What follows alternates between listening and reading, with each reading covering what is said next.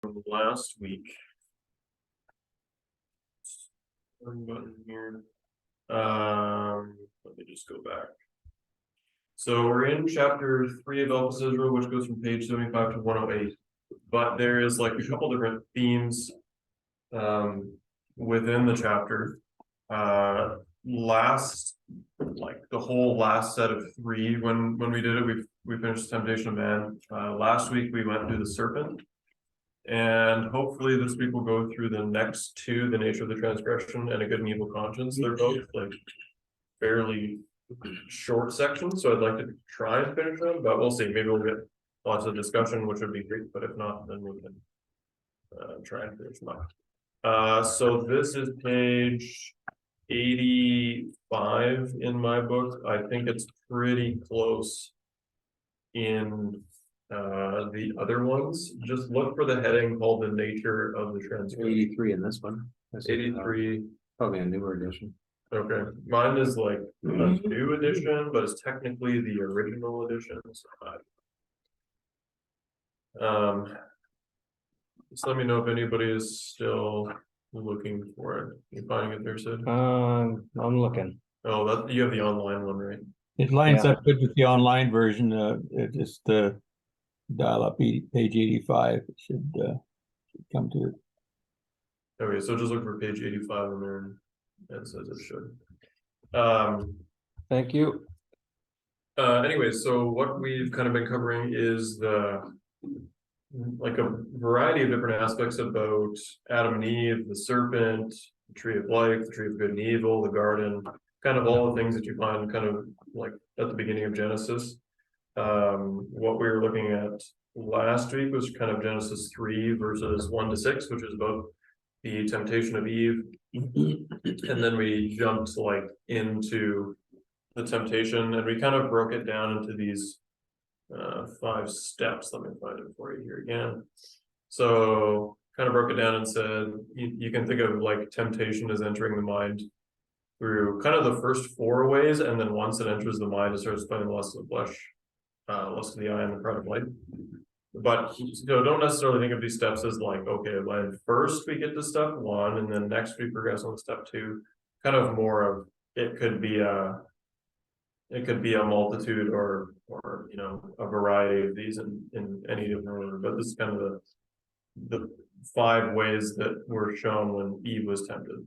So we're going to try and continue on, and he's going to kind of talk about the nature of the transgression, or so he calls it, which is kind of like what is actually changing between just before Eve eats the fruit and the serpent tempts her to after, and then same with Adam. Does anybody have any questions from last time, or any wondering where we are, anything like that? Okay, I think we're good. So the nature of the transgression, there's just a couple words to know in here that he uses. Propensities, he uses that a couple times, just means like an inclination or natural tendency to behave in a particular way. He kind of uses it synonymously with like human nature and sin in the flesh and things like that. Remedial efficacy he uses once, which just means like the curing effect of something, and then surreptitiously, which is just kept secret because it wouldn't be approved of. So I'll keep this up, and then as I read through this section, just glance at it if you need. And I'll try and kind of describe what he's talking about as best as I can as we go through. I'm just going to read the whole section, which is, it goes to page 87, at least in my book. Just because they're short, I think like it's better to just read through the whole section, get the whole thought in one shot, even though it's a little longer. The effect produced upon the woman by the eating of the forbidden fruit was the excitation of her propensities, so essentially her human nature. By the transgression of the law of God, she had placed herself in a state of sin, in which she had acquired that maturity of feeling which is known to exist when females attain to womanhood. The serpent's part had been performed in her deception, and sorely she was deceived. Expecting to be equal to the gods, the hitherto latent passions of her animal nature only were set free. And though she now knew what evil sensations and impulses were, as they had done before her. She had failed in attaining to the pride of her life and equality with them as she had seen them in their power and glory. He's saying even though her nature was released, she did not actually become equal to God like she had been promised by the serpent. In this state of animal excitation, she presented herself before the man with the fruit so pleasant to the eyes. Standing now in his presence, she became a tempter, soliciting him to sin. She became to him an evil woman flattering with her tongue, whose lips dropped as a honeycomb and her mouth was smoother than oil. She found him a young man void of understanding, like herself. We can imagine how she caught him and kissed him, and yet with an impudent face and her much fair speech, she caused him to yield. He accepted the fatal fruit and ate with her, consenting to her enticement, not knowing that it was for his life. Though God had said transgression should surely be punished with death. As yet inexperienced in the certainty of the literal execution of the divine law, and depending on the remedial efficacy of the tree of lives, he did not believe that he would surely die. So essentially what he's saying there is like, he saw that Eve had eaten of the fruit and did not die. And so he was like, okay, well, maybe the literal, execution of God's eat and you will die is not really as literal as I thought. And then the second thing is the remedial efficacy of the tree of lives. He's just saying possibly, or at least he's suggesting that Adam thought that even if he ate the fruit, he could still rely on the tree of life to save him if he wanted to. He saw everything delightful around him and his beautiful companion with the tempting fruit, and yet he was told that his eyes were shut. What wonderful things might he not see if his eyes were opened, and to be as the gods too, knowing good and evil? Was not this wisdom much to be desired? The fair deceiver had at length succeeded in kindling in the man the same lust that had taken possession of herself. His flesh, his eyes, and his pride of life were all inflamed and followed in her evil way, as a fool to the correction of the stocks. They had both fallen into unbelief. They did not believe that God would do what he had promised. This was their fatal mistake. They afterwards found by experience that in their sin they had charged God falsely, and that what he promises he will certainly perform to the letter of his word. Thus, unbelief prepared them for disobedience, and disobedience separated them from God. As the Mosaic narrative gives an account of things natural, upon which things spiritual were afterward to be established and were in substance, the key to his testimony is found in what actually exists. When, therefore, he tells us that the eyes of Adam and Eve were closed at first, in that he says they were opened by sin, we have to examine ourselves as natural beings for the meaning of these words. Moses, he's referencing Moses as like the writer of Genesis, indeed informs us in what sense or to what phenomena their eyes were closed, in saying they were both naked, the man and his wife, and they were not ashamed. If their eyes had been surreptitiously or kind of secretly open, they would have been ashamed of standing before the Lord Elohim in a state of nudity, and they would have had emotions one toward another which would have been inconvenient.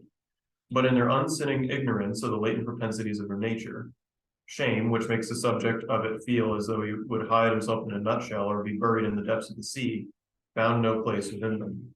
They were unabashed or ashamed, and had been created with their eyes open, or were unabashed, and had they been created with their eyes open, they would have been equally so at all times.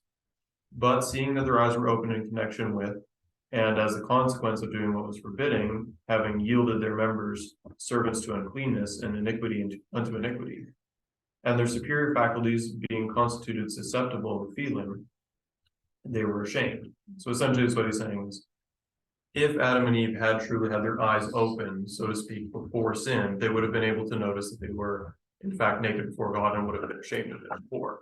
And the fact that they find themselves ashamed once they eat of the fruit proves that in some sense their eyes were truly open after they ate of it.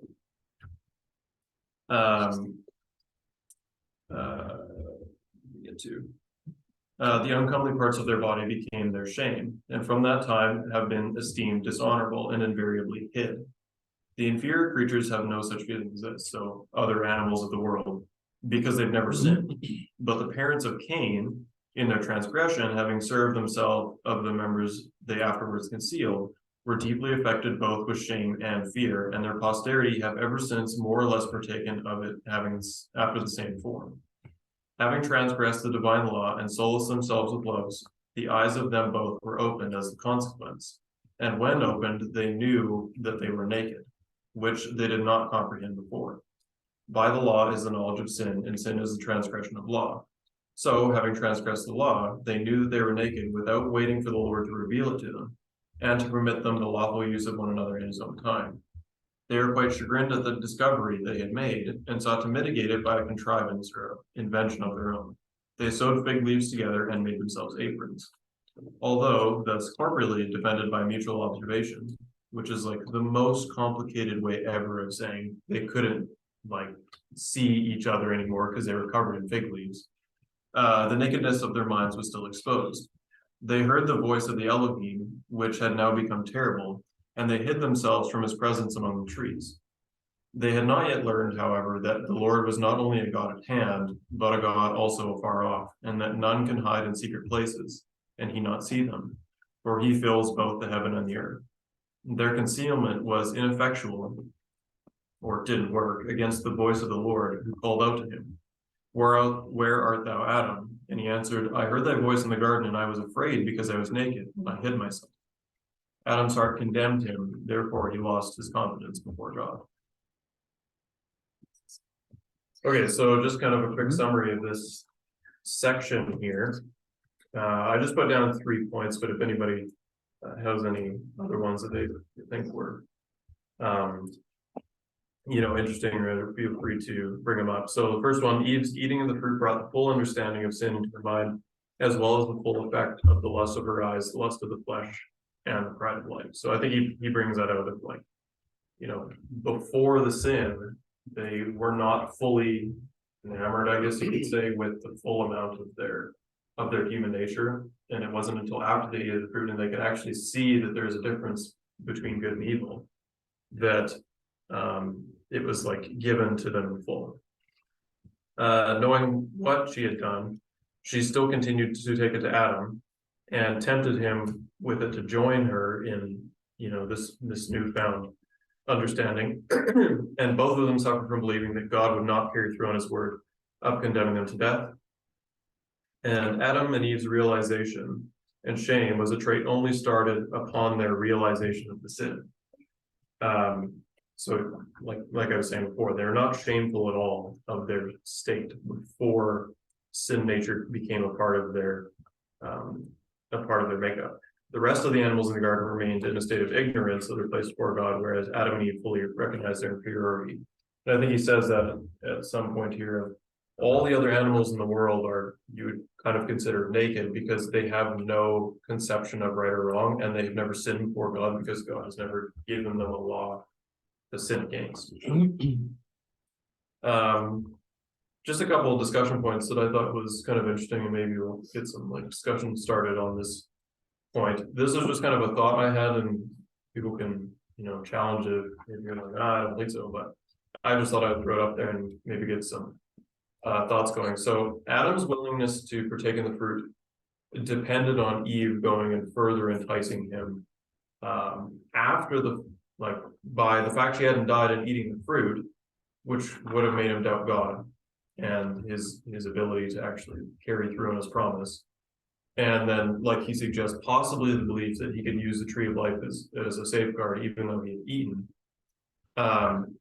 So Adam's temptation begins kind of at the lust of the eye, lust of the flesh, pride of life. So if we look at the anatomy of temptation here that we kind of looked at for Eve's, Adam's actually probably starts down here on step 5. Like, here comes Eve with this apple to entice him to eat it. Likely this would have been like the first kind of step of temptation he encountered, which is the opposite of Eve's, because Eve's started with the serpent, testing her knowledge, refuting God's claim, claiming God that was deceptive.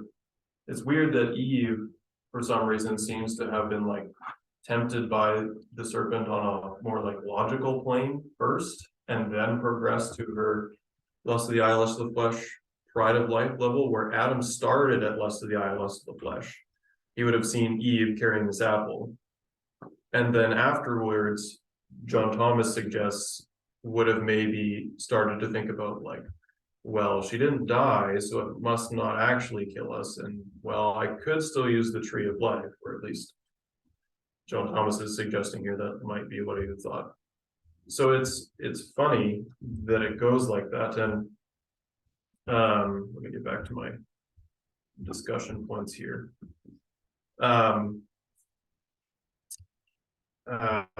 So kind of two questions. Why wasn't it until after Adam had eaten that they both recognized their nakedness? Like Eve eats the fruit and then takes it to Adam, and then it says, and afterwards they, their eyes were open and they understood it. So why was it actually after Adam and Eve, or was Eve's eyes already open and knowing full well what she was doing went and tempted Adam anyways? And then the next question was, do the ways that Adam and Eve are tempted show a difference in how men and women are tempted in general? And like I have a kind of a thought about that one that I'll bring up in a second, but I just thought I'd see what you all thought. I just thought it was curious that it seems like Eve starts on like the logical plane of breaking down her relationship with God, and then progresses to lust the eye, lust flesh, pride of life, where Adam seems to start with lust the eye, lust flesh, pride of life, and goes the opposite way. Terry, you had a comment? I would just suggest that maybe that was the way he worded it, that they both recognized they were naked at the same time. But from how he described it, when Eve ate, she recognized her womanhood and the passions thereof. Therefore, in my mind, what he's saying is she recognized what she had to offer to Adam, and she used that as a temptation to draw him in. So she did know she was. Okay. That's what I would got out of what he said. Yeah, that's what I was gonna say too. Out of what he said, she used, according to him, her nakedness to beguile Adam, therefore she was conscious of it. So it almost seems like she became conscious of it, and later he became conscious of it, or whatever. Ed, you've had your hand up for a little while, haven't you? Yeah, I was just going to mention the quotation of the Apostle Paul in his letter to Timothy, when bringing up the argument about the I suffer not a woman to teach nor to usurp authority over the man, but to be in silence. For Adam was first formed, then Eve, and Adam was not deceived, but the woman being deceived was in the transgression. And then he brings in, notwithstanding, she shall be saved in childbearing, if they continue in faith and charity and holiness with sobriety. So that would almost seem to support what what you're saying there, and what Brother Thomas has brought out. I was just wondering, was he taking a little bit of liberty to say that Adam was tempted first by the good for the eyes, the delight to the eyes? It doesn't really say that in Genesis chapter 3, unless it says it somewhere else. It says, so when the woman saw the tree was good for food, that it was delight to the eyes, and that the tree was to be desired to make one wise.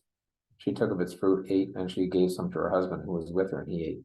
Then they were both open. And I'm wondering possibly if she didn't maybe use the same temptation that the serpent used to, tempt her and say, hey, why don't we take this fruit, because we're going to be wise as the gods. I mean, that to me would be a much higher temptation than, hey, take this fruit, it tastes good. When Adam's looking at it saying, really? But the temptation would be to be wise as gods, to say, okay. I heard someone say one time too that,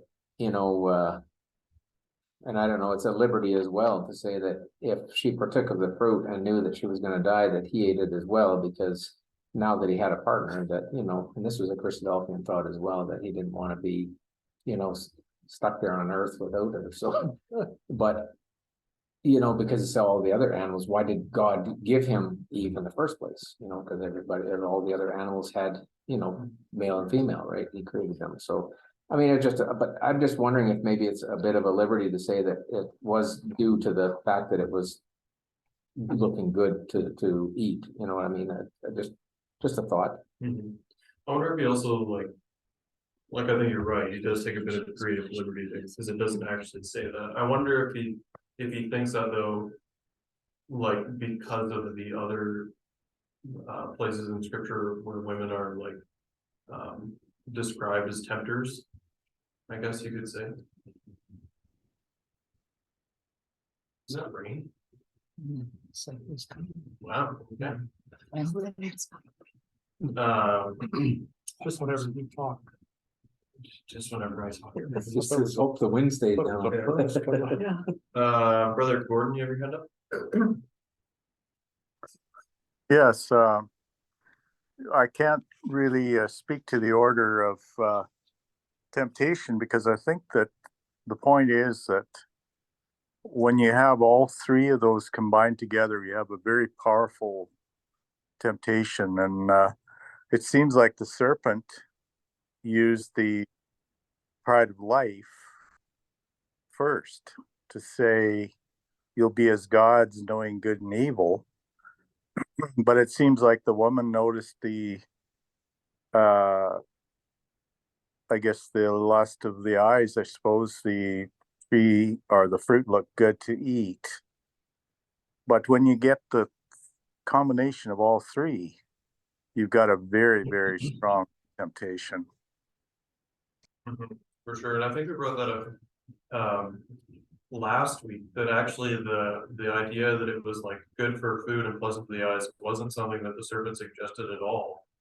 Like in verse 6 there, chapter 3. He just says, your eyes will be opened and you'll be like gods, knowing good and evil. And then the woman saw that the tree was good for food and that it was pleasant for the eyes, a tree to be desired to make one wise. So she actually came up with those two aspects all by herself. Well, apparently the rain is done now. That's crazy. Yeah, you had a comment? Yeah, I was just gonna maybe address your third discussion point. Do the ways women and men, are they tempted in general? And I believe the answer we would find is that we are all tempted. And Christ was tempted in all points as we are. And when he says we, who's he including? Men? I think we're all tempted the same way. The women would have perhaps different things that would be a lust to their eyes than a man perhaps would. But I think this temptation, the general temptation is the same three for all, and but maybe in different forms. You know, we have no idea sometimes of being a man. I mean, you know, that book is out, men are from Mars and women from Venus. We're different. We're made different in a sense. Our thinking or somewhere, some are logical, some might be emotional. So, you know, so but the same three will exist for all of us the same. So, you know, so I think in that sense, that would be the only. Yeah, and I don't think I would say it would be like, oh, well, men are only tempted in this way and women are only tempted in that way, because like everybody is human, basically.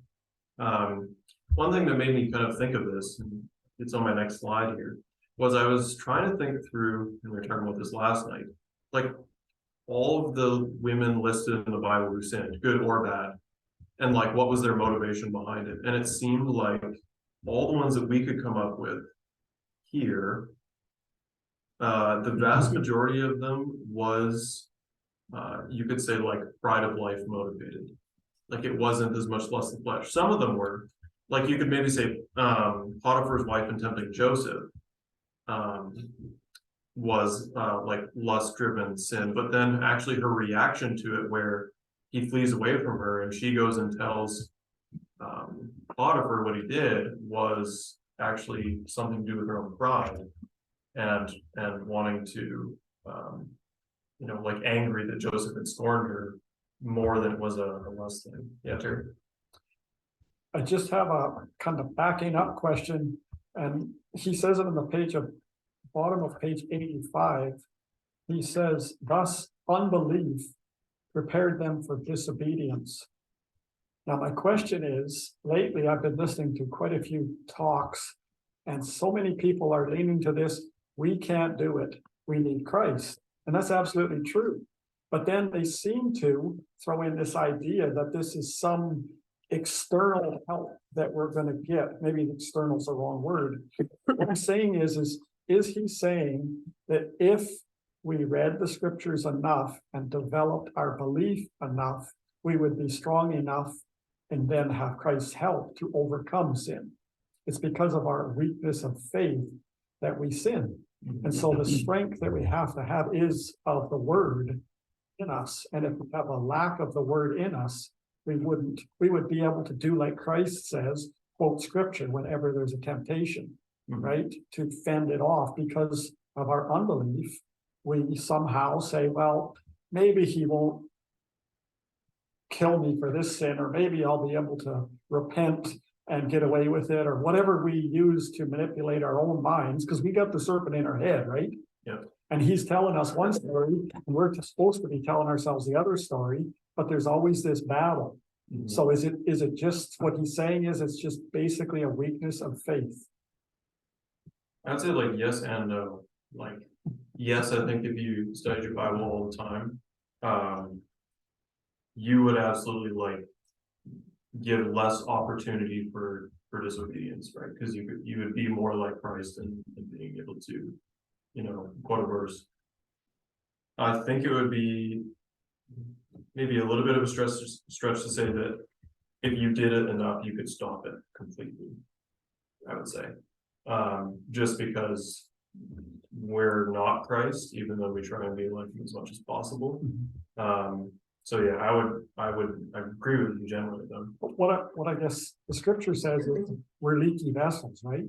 And I think we all use the phrase in a weak moment, I did this or did that, right? So we recognize it's our own weakness that we let the balance tip. Yeah. If we'd have been at a gathering, let's say, listening to talks, we probably wouldn't have sinned. Do you know what I'm saying? So like you're saying, do we use the fact that we know that we're fallible as an excuse for allowing sin to happen?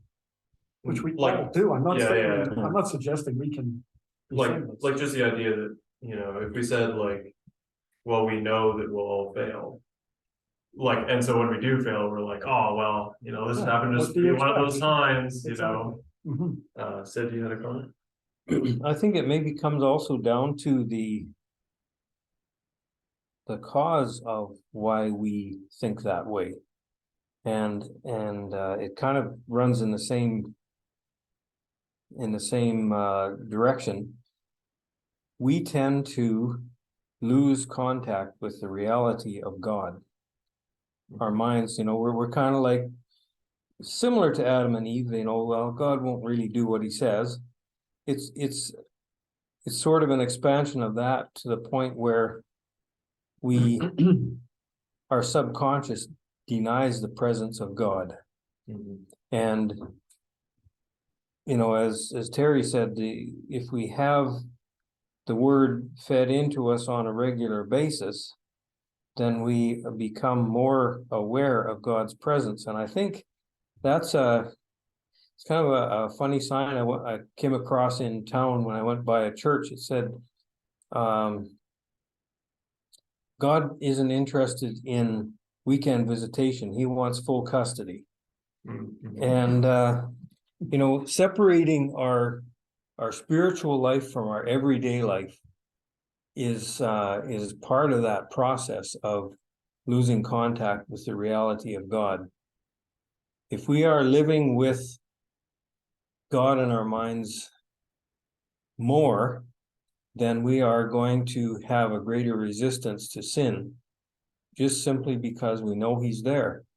And the more aware we are of his character and of our need to respond to his love and care towards us, I think that's really where we need to try and get is having a love for him in response for his love.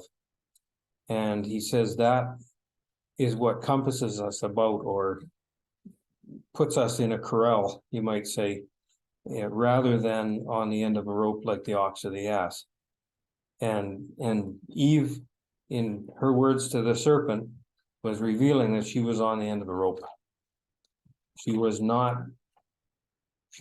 responding that her relationship with God was what was behind her reluctance to do as he suggested. Gordon, you've had your hand up for a little while. I just want to make sure I'm not missing you. And then Dan has a comment, and then Ed has a comment, and then we should probably go on to the next section after that. No, sorry, I forgot to take it down. Nope, that's fine. Dan. you go. Just real quick, I was just thinking in all of this and, Terry's comment kind of started me thinking about it, and we're probably coming up to this point of it, is the carnal mind and the mind of the Christ. And really it's a development. We're all gonna have the carnal mind that we have to continually overcome, is to put to death ourselves, and that's every single day. But it's also at the same time, not just putting ourselves to death, but continually developing the mind of Christ. And I think that's kind of what you're saying. It won't ever develop up to a point where we'll never sin, but it gives us a better outlook on battling sin, and it's developing, like we read last night in the readings about Paul and talking about the conscience. I wouldn't sin for somebody else's conscience. I wouldn't take the meat because of somebody else's conscience. So it's really recognizing and having the mind of Christ to say, I will say no to self, or to the carnal mind. And I think that's the whole idea, that we don't take it and sin just because of whoops, I got the carnal mind. We're supposed to be getting rid of that, right? So, and I think that's probably going to come up to that in this. I can see the next heading is the good and evil conscience. So it's probably leading us towards that. Brother Ed, you go ahead, and then we should probably go on to this next section here. Yeah, I was just going to mention that, I think I understand, what everybody's saying, but we have to be a little cautious to think about overanalyzing sin and how we can never sin, because, we're told that that's just not going to happen. That we're going to become perfect and never sin. The only way we can do it is, God, be merciful to me, a sinner. To understand that of ourselves we can't do it, and the only way we can succeed in that is to throw ourselves on God's mercy and ask for forgiveness. I don't think the suggestion necessarily was that, by doing this, you will get to a point where you're, somehow worthy of that. I don't think that was necessarily the thing, but it's kind of like, I guess, whatever point you're aiming at is the one that you'll be attempting to get closest to. And so if you set your sights a little bit low and say, well, I want to try and be as good as I can, but if I fail a little bit, that's okay. Then you are already like allowing yourself a little bit of, you're giving some space to allow for failure. And I think if you shoot for, I'm going to try and not fail at all, then even though you still have the understanding and you still have the mindset that, yeah, I'm going to fail, and yeah, I still need the mercy of God, you've set yourself in a position where your goal is the highest attainable point that you can hope for. You don't aim at the bullseye, you aim a little bit above it. Yeah, exactly. Yeah, like I think we have to aim at developing the character that God wants in us. Absolutely.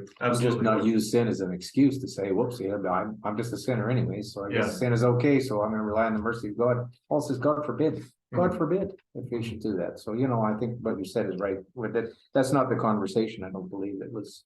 Yeah, I think everybody's kind of in agreement. We're just emphasizing different aspects. That's basically.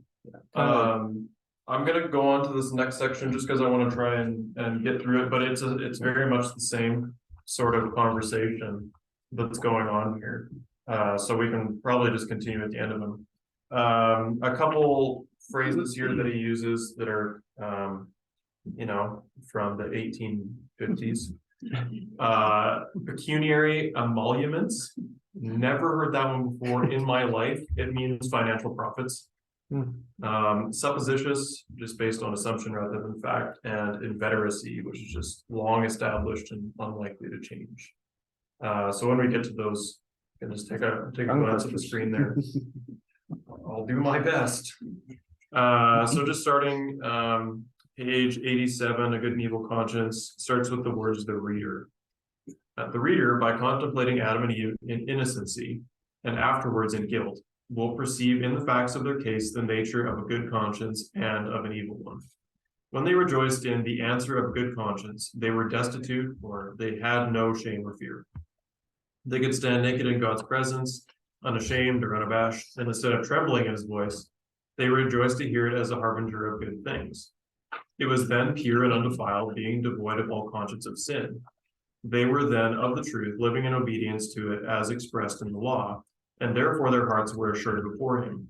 No doubts or fears oppressed them then, but mark the change that afterwards came over them. When they lost their good conscience, terror seized upon them at the voice of God, and shame possessed their souls. And they sought to get out of his sight and to remove as far from him as possible. Now, what was the cause of this? There is but one answer that can be given, and that is sin. Sin then takes away the answer of a good conscience towards God and converts it into an evil conscience, which may be certainly known to exist when the subject of it, or when the person who has this evil conscience is ashamed of the truth and harassed by doubts and fears. They are ashamed of the truth, who, being enlightened, feel themselves condemned, or, being ignorant of the truth, apprehended. Such on account of unbelief or of a dead faith may well be ashamed and afraid. For to be ashamed of God's truth is to be ashamed of his wisdom and power. People of this description prescribe all conversation about the truth as unfashionable or vulgar, or as calculated to disturb the peace of the family circle. Others make a great outcry against controversy as dangerous to religion, as though God's truth could be planted in the hearts of men, already prepossessed by God's enemy without controversy. Others, subject to the timidity of sin, reduce everything to opinion and inculcate charity, or love. Not that they are more liberal or kind than other people, but they fear lest their own nakedness may be discovered, and men see their shame.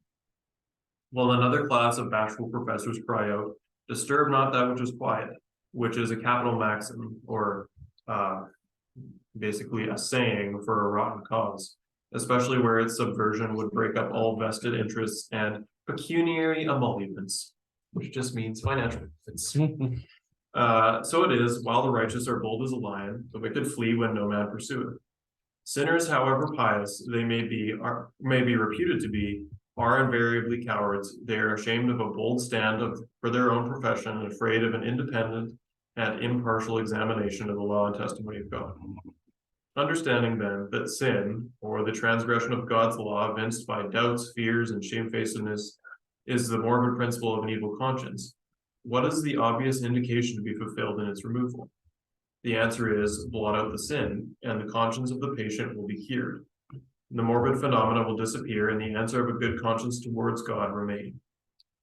From the nature of things, it is obvious that the sinner cannot cure himself, though superstition has taught him to attempt it by fastings and penances and all the voluntary humility and vain deceit inculcated by the blind being like blind leaders of the blind or other religions. Adam and Eve vainly imagined that they could cover their own sin and efface it from divine scrutiny. But the very clumsy device they contrived, meaning like their fig leaf skirts, betrayed the defilement of their consciences, because it showed that they were ashamed. Their posterity have not learned wisdom by the failure of their endeavor, but to this day they are as industriously engaged in inventing cloaks for their evil consciences as were their first parents when stitching fig leaves together to cover their shame. So true it is that, though God made man upright, he has sought out many inventions. But after all the patching and altering and scouring, they're but like the filthy garments taken from the high priest, Joshua, to which all the iniquity laid upon him adhered with the long established and unlikely to change nature of a leper's plague. Men have not yet learned this lesson, that all are called upon God to do is to believe in his word and obey his laws. He requires nothing more at their hands than this. If they neither believe nor do, or believe but do not obey, they are evildoers and at enmity with him. He asks men for actions, not words, for he will judge them according to their works in the light of his law, and not according to their supposititious feelings and traditions. The reason why he will not permit men to prescribe for their own moral evils is because he is the physician, they are the lepers. He is their sovereign, they are the rebels against his law. It is his prerogative and his alone to dictate the terms of reconciliation. Man has offended God. It becomes him, therefore, to surrender unconditionally, and with the humility and teachableness of a child to receive with open heart and grateful feelings whatever, in the wisdom and justice and benevolence of God, he may condescend to prescribe. Until they do this, they may preach his name, make broad their phylacteries, sound trumpets in the synagogues and in the streets, make long prayers in public, disfigure their countenances with grimace that they may appear to fast, build churches, compass sea and land to make proselytes, found hospitals, and fill the world with their benevolencies. But all is reducible to a mere fig leaf invention as a substitute for the righteousness of God. Blessed are they whose iniquities are forgiven and whose sins are covered. But this blessedness came not upon Adam, nor upon any of his posterity, by garments of their own device. The Lord's covering for sin is a change of raiment, even white raiment, which he counsels men to buy that they may be clothed, and that the shame of their nakedness do not appear. He alone can furnish it, and his price is that men should believe and put it on. You want a nutshell that for us? Sure. No, those are good paragraphs. Yeah, they're very good. So just a quick summary, and if anybody's confused about any parts, just feel free to ask. I know it is a lot, like packed into a lot. He says a lot in a short amount of time. So three things that I kind of brought out from what he was saying is that human nature that Adam and Eve brought on themselves in the garden and then passed on naturally is what causes mankind to fear God, in the sense of they are afraid to come before him, not in any sort of respectful manner, but in an actual fear to come up against his judgment and his word, or be presented with his word of truth. Next thing, ever since this point, man has been continuously trying to make new versions of the fig leaf coverings that Adam and Eve have always made. Because the more that they can make coverings for their own sin and their own failure, the more they feel like they're hiding from the shame and discomfort that God's law and God's judgment brings on them. And then last thing, the last two paragraphs is he's essentially saying, because mankind was the one who brought the curse upon them, it's up to God to prescribe the cure for, the curse that was upon them. And it's his prerogative and his mercy that he lays out the path in the way that he wants, for if mankind wants to come back to him. And our duty is to surrender unconditionally to that plan. Yeah, Brother Sid? Yeah, I think he's sort of saying that modern fig leaf that he's describing is good deeds. Mm-hmm. It's kind of a balance sheet mentality. If I do enough good deeds, I can put God in my debt. Yeah. So that he can't deny me salvation, sinner though I might be. Mm-hmm. And your last point there on the slide, it's God's prerogative and mercy to lay out a path by which that flesh will be cured. It comes right back to Christ. It comes back to our belief in the fact that we are sinners, and our belief in the fact that God will forgive if we have become the kind of person that he is looking for us to become. And it's it's very easy for us to think that our good deeds will outdo our bad deeds. But the law of Moses was designed and put in place to demonstrate that man is first and foremost sinful. Try as he might, he is sinful.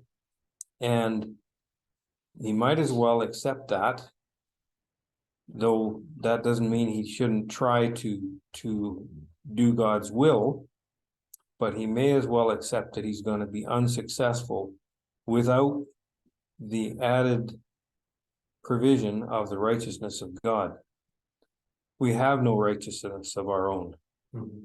If we are ever declared righteous at the judgment seat of Christ, it's God's righteousness, not ours. Mm-hmm. There's a few people who had their hands up. I'm just gonna throw up these discussion questions really quickly for people to think about. So these are just two I came up with just quickly. So number one, what is our reaction when our sins and failures are exposed to the truth of God's law? So what is our reaction? And then secondly, what should it be? Second one, how do we attempt to make ourselves fig leaf coverings? Because I think what he's saying here is that, this is a trait of humanity that we've continued to try and make fig leaf coverings. So that doesn't exempt us from that process either. And so I think it's important that we're always trying to apply this to ourselves first. A couple things that he, or possibly make fig leaf coverings for others too. A couple things that he lists here, I kind of just summarize. This is like the second paragraph that he lists these. So, do we do any of these things against the truth that could be considered like fig leaf coverings? So he lists like claim that the truth is unfashionable or vulgar to talk about, claim that it just is disturbing to the peace of family. Like, is there uncomfortable truths of God's law that would, break up your family dynamics if you brought them up? Claim that it's too dangerous to talk about because it disturbs the ecclesia or the fellowship. Like, do we sacrifice the truth for the sake of not rocking the boat, kind of, so to speak? Do we reduce this into just someone's opinion and attempt to cover it with love? Which he has like a different way that he describes it. He says others subjected to the timidity of sin reduce everything to opinion and inculcate charity, which is often translated as love. And not that they're more liberal kind than other people, but they fear lest their own nakedness may be discovered. And I think you could apply that one to like a lot of modern day stuff. Like, think of like the trans movement. It's like, it's very clearly a sin in the Bible, and everybody's like, well, that's just your opinion, and we just need to heap more love on them, and everything will be okay. And then the last one is essentially like claims that it rocks the boat and disrupts vested interests, or he says like financial investments. So all a few different types of modern fig leaf coverings, I guess you could say, that we could potentially make for ourselves. Okay, I think Terry was first, then Kelly, then Dan, then Gordon, then Sid. Okay, I think it'll be my answer to some of your questions there. And it's not my idea, but it was a talk I listened to again. It was interesting what Sid said, but this guy had a different idea. And he said, fig leaves are excuses. And he said, in the Garden of Eden, when Adam and Eve sinned, what did they do? They blamed the serpent. They blamed Eve. We all blame somebody to hide from our sin. David did the same thing. He hid from God, right? And what does God want us to do? Lay ourselves open and say, I'm a sinner. I have sinned. I am wrong. You are right. And I think all these questions, if you look at, make excuses. We make excuses for other people's wrongdoing. We call it positivity. Oh, it's not really bad what they're doing. They're trying their best. Instead of saying, no, that is wrong, but maybe they will improve in time or whatever. We have to call a spade a spade. Like you said, we can't cover it up in love. If it's right, it's right. If it's wrong, it's wrong. So I think excuses fit for me really well. I'd say the love aspect comes in there when you do recognize it, because you understand that if you never, brought it up to that person's attention, really you would not be loving them at all, because once they get to that judgment seat, like there is no love for what they've done. It was a sin the whole time, but the love part comes in is like, once you recognize it, you go to that person, you're like, I suffer with the same thing, let's work on this together. Like, that's the whole love part of it. But to say like, it's not really that big of a deal, like that would definitely be like this, what is this, fourth one? It's like, well, probably not a big deal. And It's your number one too. What is our reaction? Yeah, Make excuses. it's a balance, because if you're calling it out, then you're also in the know about it, and then you have the responsibility towards your brother and sister to help them out of it. I think you're next. Well, it's just kind of going along the same lines as Terry's. The fig leaf coverings, if you did a cross section of all the people that sinned throughout scripture and how they covered it up, a lot of times it was done by burying things. I mean, Moses killed the Egyptian, he buried it. David committed adultery and sin. He wanted to make it look like it was the husband that did it. Then he killed. So there was a whole pile of cover-ups to make themselves still look good and save face. And I think if we did a cross-section of all the different people that sinned, I think it would show what we typically will resort to when we sin. Dan, I think you're next. I'll be quick, there's so many. The heading of this is a good and evil conscience, so I think keeping that in mind, it's goes along with what Terry and Kelly said, but my comment kind of goes back to what Sid originally said about people doing things out of saying that this is the fig leaf, so I'm gonna do things and, have a checkbox and say, I did what I was supposed to do, but the paragraph you read, men have not yet learned the lesson that all they are called upon God to do is to believe his word and obey his laws. He requires nothing more at their hands than this. If they neither believe nor do, or believe but do not obey, they are evildoers and at enmity with them. So he says this, he asks men for actions, not words, for he will judge them according to their works, in the light of his law, and not according to their suppositions, feelings, and traditions. It's according to God's law that we do these works. And that, I think, has been a real stumbling point for a lot of people is works. Do we do works to be seen of men, or do we do works because it is God's command and it says law that we do things? Because he says faith without works is dead. So I think it kind of goes to what Sid was saying as well. We don't do works to have a checkbox. We do works because he asks men to do them. That's it, period. He asks us to do works. So we don't do it to be seen of men, because then we've had our reward. God has nothing left for us. So I think that's how it fits maybe a little bit too with the good and evil conscience. And when we don't do the works, we can use the fig leaf to cover up them again. It's like what Terry and Kelly were saying. Gordon, I think you're next. And then... Yeah, I don't know if I can remember to say all I wanted to say, but yeah, the flesh is so sneaky that it finds a way to make us feel good about ourselves somehow or other. On the one side, we've got the sinner who says, well, I can't help it, I'm a sinner. And it's kind of like, I'll take refuge in Jesus and leave it to him. But the other side is the Pharisee type who's like, wow, thank God that I'm not like him. I don't do this and do that and so forth. And Paul, and I can't remember where it is, but he says, the meanwhile, accusing or excusing one another. So he's covering both sides there. The Pharisee type is like, well, he's doing wrong here and I'm doing right. The excusing side is like, well, he's just weak like everybody else. And when Jesus said that about the publican and the Pharisee, he wasn't saying that the publican could just stay the publican and say, well, I'm just a sinner. He's saying the publican recognized that in God's sight, he was a sinner, whereas the Pharisee thought he was okay. He didn't need a physician. So which one is more justified? And it goes back to Sid's comment about the righteousness is God's righteousness. We are trying to develop that in our habits, in our personalities, in our character.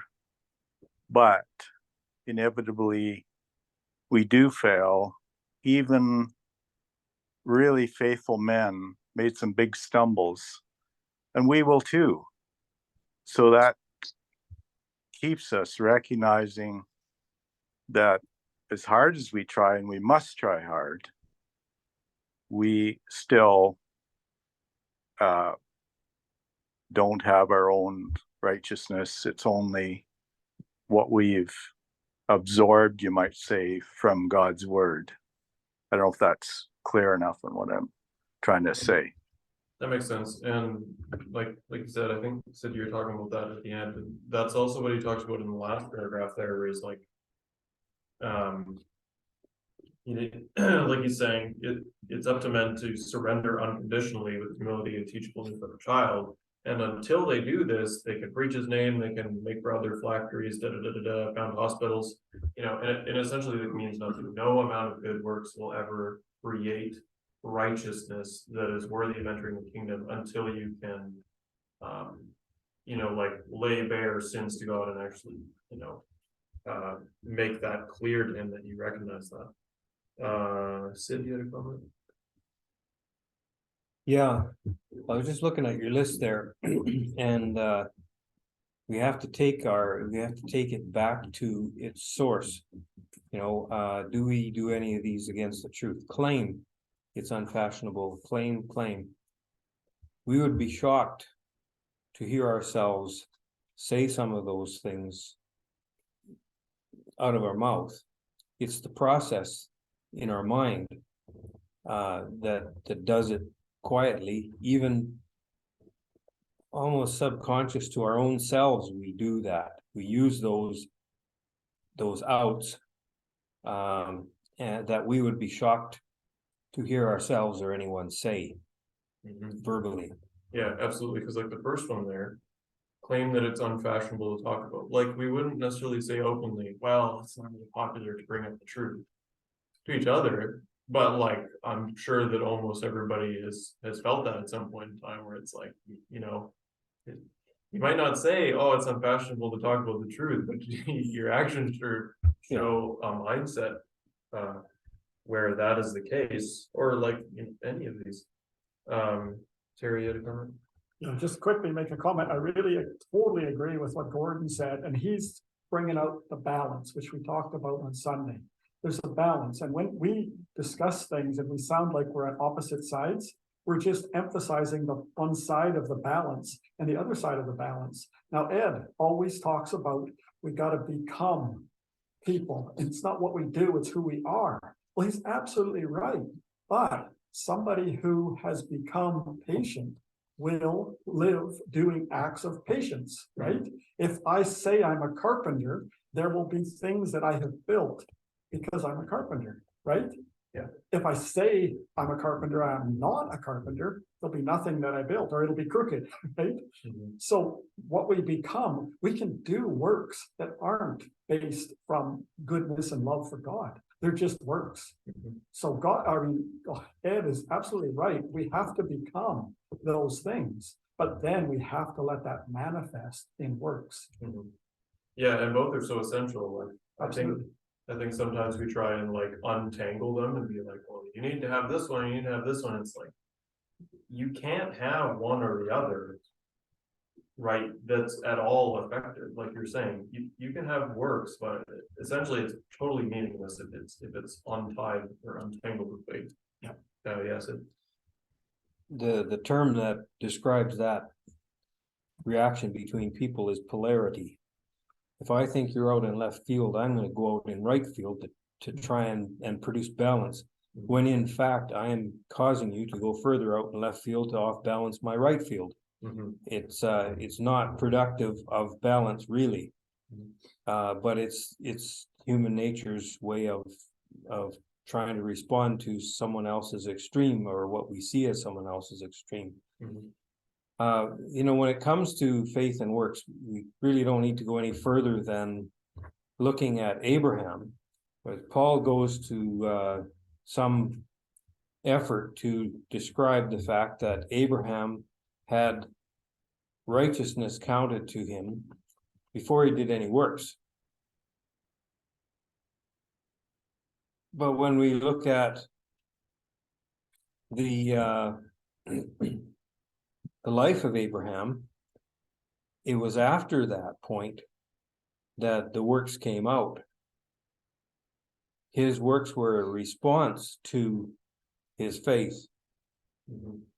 Yeah, absolutely. We're at 8:30 here, so I guess we should close it off. We can always the discussion going afterwards. Barry, you want to give a closing one first?